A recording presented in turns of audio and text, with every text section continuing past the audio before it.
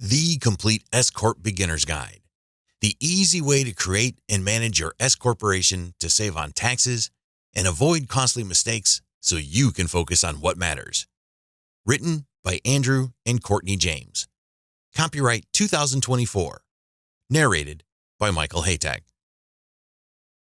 Introduction.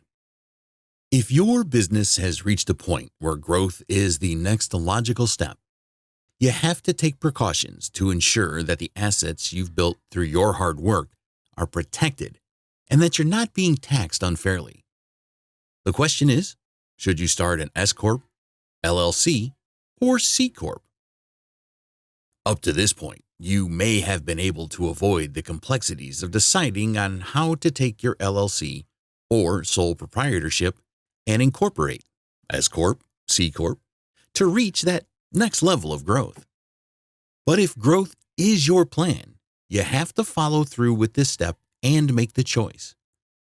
Fortunately, it's not nearly as complicated as it sounds, and there are some regulations that are designed to benefit small businesses. An S-Corp is one of the many tools that are in place to help small businesses like yours grow to the next level. You've likely heard the term S-Corp, short for S-Corporation, thrown around, but you're not sure what sets it apart from a traditional C-Corp or C-Corporation. The main difference is that an S-Corp is taxed differently than a C-Corp. What surprises many people is that, unlike an LLC or a C-Corp, an S-Corp is not actually a legal business entity. It is a tax entity only. It is, in essence, a small business version of a corporation. It operates like any other type of corporation in that it has shareholders and regular board meetings. The S-Corp designation is sometimes chosen by owners of an LLC, again, for tax purposes. We're about to dive into what these three entities, LLC, C-Corp, and S-Corp, actually are, both in the legal sense and as tax entities. This will give you a clear picture when it comes to deciding on the next step for your business. If you've already started an LLC and want to convert it to an S-Corp, some of the information here may seem repetitive. Bear with me though. There are important nuances you will need to consider when choosing an S-Corp election. What's most important is laying a solid foundation, not skipping steps, doing things the right way the first time.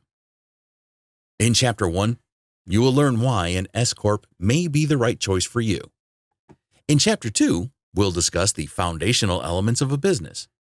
Chapter 3 goes into how to set up an LLC properly. This is an important first step to an S-Corp election. Next, Chapter 4 lays the foundation for sustainable growth. In Chapter 5, you'll go through how to convert your LLC to an S-Corp step by step. Once you're up and running, Chapter 6 will detail the secrets to easy, effective, and drama-free S-Corp management. When it's time to optimize taxes, you'll be glad for the hints and tips provided in Chapter 7. Chapter 8 helps you sustainably scale your business. And Chapter 9 talks about how to expand across the country and abroad. Consider this your one-stop shopping resource for successful business setup, tax optimization, and growth. Chapter 1. Why start an S-Corp and how to structure it the right way. There are no secrets to success. It is the result of preparation, hard work, and learning from failure. Colin Powell. This chapter will outline the basics of an S-Corp so you can understand the different structures, and then follow a simple blueprint to establish or convert your business to an S-Corp. An S-Corp allows you to really drive home profits, since you won't be forced to pay double taxes as you would in a C-Corp. No one wants to pay double taxes, am I right? The bread and butter of an S-Corp is that it lets you pass taxes directly down to shareholders, like an LLC. The goal here is to learn about the structures and follow an established blueprint. Then, you'll be able to structure your new business to meet these guidelines. Common terminology. Let's begin with some common terminology to grow your understanding of what an S-Corp is and why it makes sense to organize your company to optimize taxes. Shareholders. A shareholder is an investor who owns a piece of the company, usually in the form of stocks or shares. What's the difference between stocks and shares? These terms are often used interchangeably, but there's a difference you'll need to know about. Both mean that an individual has part ownership of a company. Stocks refer to part ownership in one or more companies. Each stock typically corresponds to a single vote, allowing shareholders to vote on major decisions. Shares refer to the smallest denomination of a company's stock. Each unit of stock equals a share. Each share of stock corresponds to that individual's percentage of the company's ownership. Here's where things get a bit complex. A company can pay shareholders in several different ways, each with different tax implications. Stakeholders. The terms shareholder and stakeholder are sometimes used interchangeably, but they are two entirely different entities. A shareholder is a partial owner of the company. A stakeholder doesn't have any ownership in the company, but they have an interest in its performance. For instance, an employee would be considered a stakeholder because their livelihood is at stake if the company struggles. Vendors, joint venture partners, the community, and creditors also have a vested interest in the success of a business. Even local governments can be considered stakeholders since they are affected by taxes paid by the company. Dividends. Dividends are how most corporations pay their shareholders. Each stock in a company entitles its owner to a set dividend payment, which is a regular return on their investment. This payment is based on the net profits of the company and can be paid to shareholders in cash or in the form of additional stocks or shares. If a company has not made a profit, it technically doesn't have any dividends to distribute to shareholders. However, it may decide to continue doing so as part of investment agreements and to project confidence in future profits. Dividends are paid by C-Corp since dividends are based on net profits after taxes.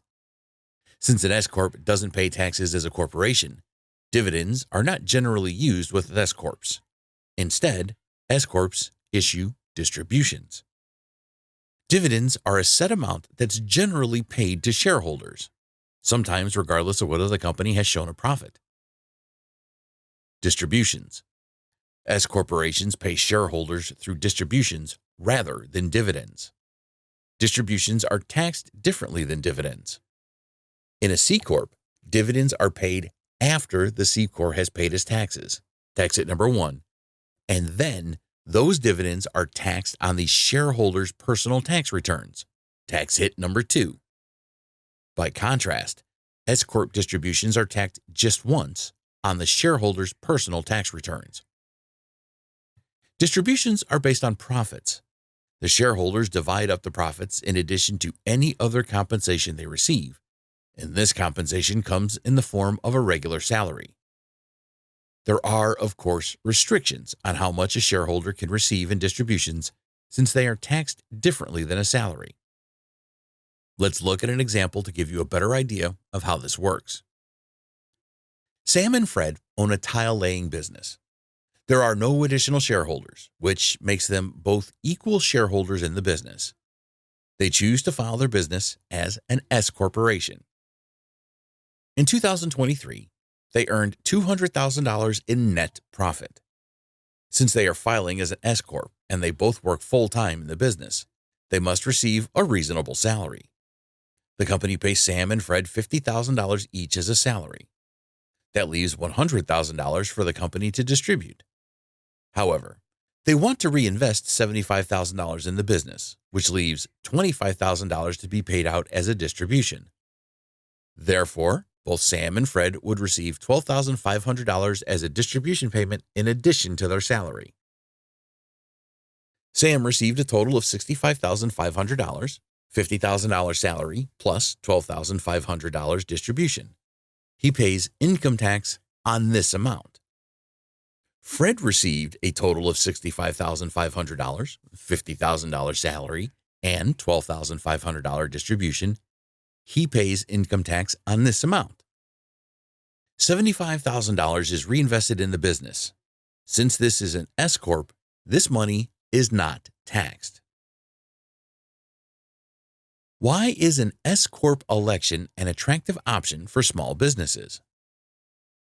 An S-Corp is not a legal business entity, in other words, a corporation or a sole proprietorship. An S-Corp is an already established business entity of some type, most commonly an LLC, that files IRS Form 2553, which makes the business taxable as a subchapter S corporation. Therefore, an S-Corp is simply a federal tax entity. Certain types of companies can elect to be taxed as an S-Corp under Subchapter S. Subchapter S contains several unique tax benefits that are designed to promote small business growth. This doesn't mean the company is immune from all taxes, but the tax benefits can be significant. In terms of structure and operations, it can operate as an LLC, where the owner or members do not have a board of directors, aren't required to hold regular meetings, and are taxed as individuals rather than a corporation. It can also operate as a sole proprietorship or a partnership with 100 or fewer shareholders. There are some strict rules as to what type of company can file as an S-Corp, including size. An S-Corp designation is only available to small businesses with fewer than 100 shareholders. Aside from the tax benefits and smaller size, an S-Corp is similar to a traditional C-Corp. It's still classified as a for-profit company and, as a result, must conform to the same incorporation laws according to the state it's governed in.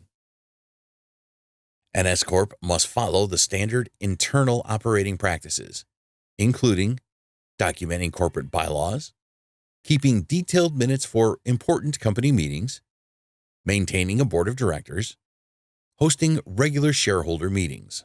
Why choose an S-Corp? The tax benefits of an S-Corp are one of the biggest benefits of structuring a company this way. What other reasons would push someone to incorporate as an S-Corp? Personal asset protection. An S-Corp provides an important layer of protection for its shareholders' personal assets. Shareholders are protected from issues stemming from the company. For instance, if a disgruntled customer decides to sue the company because of a faulty product or for an injury on the company premises and wins the lawsuit, then the court won't come after the shareholder's personal property. Investor appeal. Investors often find S-corporations more appealing than a sole proprietorship, a partnership, or even an LLC, because S-corps offset business losses against personal income. This aspect makes an S-corp attractive to potential investors looking for tax advantages while participating in the growth of a promising venture. Sometimes, losses in these initial startups help investors because it puts them in a lower tax bracket, enabling them to write off these losses. More legitimacy in the marketplace. Another benefit is that corporations appear much more legitimate to customers, vendors, and investors. Incorporations show that you care enough about your business to make a formal commitment. Having this classification makes it easier to find partnerships with reputable vendors and investors while attracting the best customers. With that in mind, let's look at some of the ways an S-corporation compares to other types of business structures to give you a feel for the differences. S-corporation versus C-corporation. Although both entities are classified as a corporation, there are very distinct differences in the way S-corps and C-corps are set up and the way they are taxed. C-corps and S-corps have their pros and cons, depending on current and future needs. Personal asset protection. As I've mentioned, there's a legal distinction between the company and the shareholder's personal assets under an S-corp election. In a C-corp, shareholders could be personally held liable for their share of monies paid out for lawsuits, tax penalties, and other liabilities. Size and ownership. C Corps can be massive, with thousands of shareholders and multinational ownership. S Corps are limited to 100 or fewer shareholders, and they must all, without exception, be U.S. citizens or permanent residents. Keep in mind that the tax benefits come at the cost of limited growth potential that limits shareholders to fewer than 100. For small businesses, this isn't a problem. In fact, the tax benefits can fuel the growth of the business. If you're experiencing rapid growth and plan on growing your business beyond 100 shareholders, plan on either restructuring as a C Corp later or doing it now to save yourself the hassle. I recommend consulting with a tax professional to see which option would be best advantageous for you if you're growing fast and could exceed the 100 shareholder limit in the near future. Investment options. C Corps offer more investment options. There are no restrictions on ownership and no limit on shareholders. Furthermore, C Corps can have different classes of shareholders. Venture capitalists and angel investors prefer C Corps over S Corps because their investment is safer due to preferred stock options, which is not possible with an S Corp. Very briefly, since they don't apply to S Corp businesses, preferred stock options give investors preference when it comes time for the company to pay dividends. Investors with preferred stock options get paid first in order to satisfy the terms of their investment. Other shareholders are not paid until the investors with preferred stocks are paid. Remember, dividends are often paid out whether a company makes a profit or not, whereas distributions are paid only out of profits. C Corps can issue multiple classes of stock, and there are no major restrictions on how many shares the company can sell. While an S Corp can only have one class of stock, there's a bit of a loophole. While an S Corp can't have preferred shares, one exception is allowed with regard to voting rights. An S Corp is still within its legal rights if some of the shares have voting rights and others don't. This allows the company to issue stock to employees without giving them voting rights on the future of the company. Taxation. Taxation is the biggest difference between S Corps and C Corps. Understanding the exact nature of taxation between the two will help you make the right decision for your business. S Corporation taxes. S corporations are known as pass-through entities in the eyes of the IRS. Whatever profits, losses, credits, and deductions the company has are not filed under a corporate tax return. Instead, they are passed on and reported by individual shareholders based on their share of income and or losses from the business on their personal taxes. It's important to note that this difference in taxation occurs only at the federal level. There are no distinctions made between an S Corp and a C Corp at the state level. S Corps must still pay corporate taxes in the state they're registered in. This is advantageous since the tax burden becomes smaller when it's divided up among shareholders and is taxed at their individual tax brackets. As well, income isn't taxed twice. For example, if an S Corp has 4 shareholders, each with 25% ownership, and the company nets a $1 million profit, then each shareholder would be taxed on a $250,000 profit rather than the company being taxed for the entire amount of the profit, in addition to income taxes paid by the shareholders after they receive their salaries and distributions. If an S Corp has 20 shareholders, one with 60% shares, and the remaining 19 shareholders have approximately 2.105% ownership, they would each pay taxes on their share. As well, if the company endures losses, these losses can be claimed on the individual shareholders' tax returns based on their ownership percentage. Note that the company itself is not taxed on the federal level regardless of the profits it makes. The profits all pass through and are taxed on the company's shareholders' personal returns. This makes an S Corp far more advantageous for small business owners than incorporating as a C Corp, which is taxed twice. Also, under specific circumstances, S-Corp shareholders can deduct 20% of their business income on their personal tax returns. These deductions are limited to certain industries and at higher income levels. I recommend you consult with a tax professional to determine exactly what deductions are allowed. C corporation taxes. The biggest difference between an S-Corp and a C-Corp is that C-Corps are taxed twice. The corporation itself pays taxes on all profits when it files a corporate tax return. Then, once those taxes are paid, any dividends paid to shareholders are also taxed. The second tax can be avoided if dividends are reinvested back into the business rather than to shareholders. But even then, the IRS can label these as excessive salaries if they're redistributed as a salary. Let's look at an example. A business with only one shareholder makes a profit of $1 million. S Corporation. A $1 million profit is reported on the business owner's personal income taxes. The S-Corp does not pay taxes as a business entity. This benefit is only possible for small businesses. C Corporation. A $1 million profit is reported on the corporation's taxes. Let's say that amount is 20%, $200,000. After that return is filed, the remaining $800,000 is distributed as dividends based on the shareholder's percentage ownership. In this example, that's 100%. So the owner would be taxed on $800,000. There are a few tax advantages that C-Corps can take advantage of that could make this designation better for certain businesses. C-Corps can deduct employee benefits. There are tax savings if the company is not able to make dividend payments.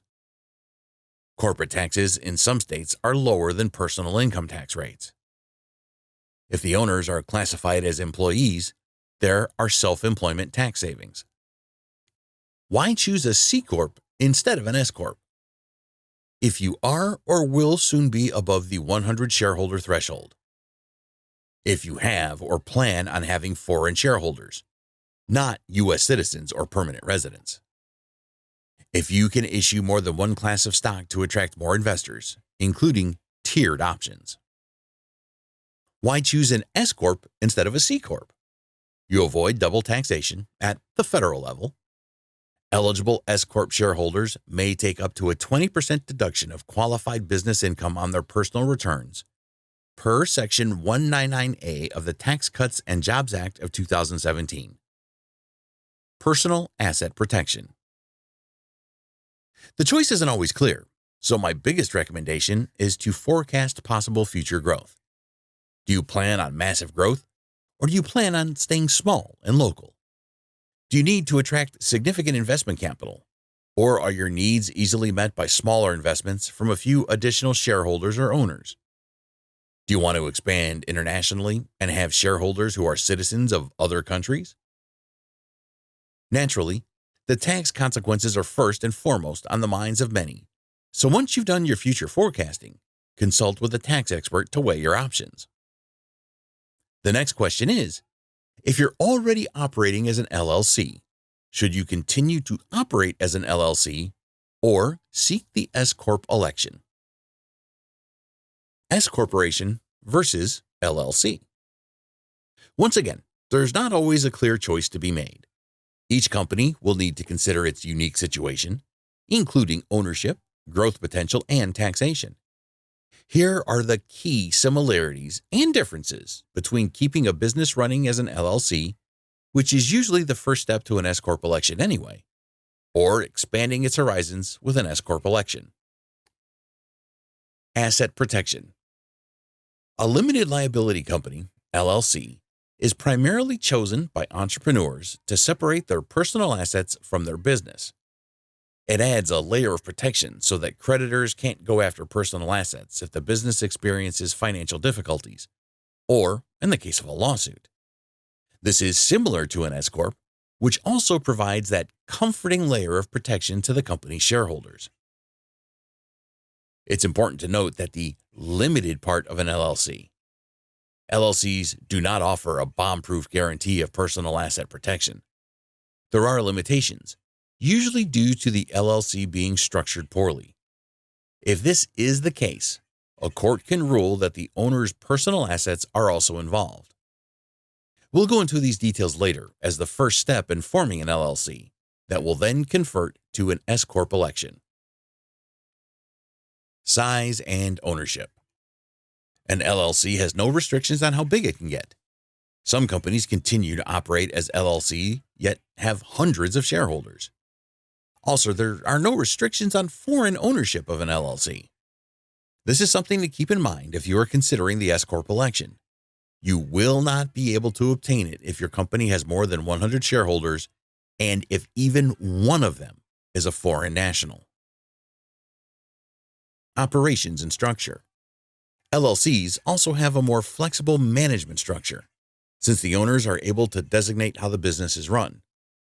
Sometimes owners take up management positions, while other times they hire a CEO to take on those responsibilities. S-Corps are required to have a board of directors, which is the ownership governance of the company. They must also hold regular shareholder meetings, and all of this must be documented for the state the company is registered in. If you don't need to hold regular shareholder meetings, for example, if it's just you and one partner, and don't want or need a board of directors, it could be advantageous to remain as an LLC. Taxation. Here's where things can get a little confusing. As an S-Corp, tax status is strictly pass-through, passing income, losses, credits, and deductions through to shareholders if the business meets certain criteria, such as having fewer than 100 shareholders. S-Corp income is not taxed as self-employment income. LLCs have a flexible tax structure that varies depending on how the company is structured. An LLC that meets the criteria of being taxed as an S-Corp can choose to be taxed as a pass-through entity as well. Otherwise, it is taxed as a partnership if there are multiple shareholders, or a sole proprietorship. An LLC that chooses to be taxed as a corporation must convert to a corporation and then elect the S-Corp designation. Investment options. An S-Corp can be much more attractive to investors than an LLC. In fact, venture investors tend to only invest in corporations in part because they are more heavily regulated, require a board of directors, and generally have higher legitimacy and perception in the marketplace. This can make it more difficult to raise money with an LLC. S-Corporation versus sole proprietorship. A sole proprietorship is owned and operated by one person. You might be saying, but that's an independent contractor. But you'd only be partly right. An independent contractor gets paid on the basis of a contract. In other words, not working as an employee of a company. Whereas a sole proprietor doesn't need a contract in order to earn money. If you own a handmade shop and sell goods on Etsy or art fairs, for example, you're a sole proprietor who doesn't have a contract with another company that then pays you for your goods or services.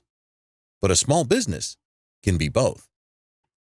In some cases, it's advantageous for a sole proprietor or solopreneur to incorporate and be taxed as an S-Corp. Personal asset protection. An S-Corp provides a layer of protection that a sole proprietorship does not. Entrepreneurs take on all risks when they go solo. In many cases, such as the example above, there's very little risk. In other cases, such as consultants whose advice could lead to a lawsuit, there's a lot of risk. Taxation. Sole proprietorships don't file taxes through their business. They treat everything they earn as personal income tax. They also have to pay a self-employment tax. On the other hand, an S-Corp passes these taxes through to shareholders. Shareholders pay only their share of profits or losses on their personal income taxes, and they do not pay self-employment tax on this income since it's considered a distribution.